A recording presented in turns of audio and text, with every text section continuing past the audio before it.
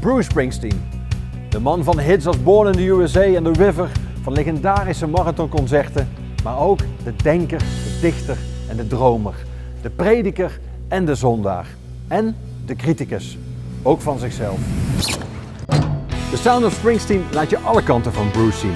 In verhalen, maar natuurlijk vooral in muziek. Zijn muziek. Een ontdekkingstocht langs de man en zijn oeuvre. Een grote live band, een berg nummers en een handvol verhalen. The Sound of Springsteen. We komen naar theaters door heel Nederland.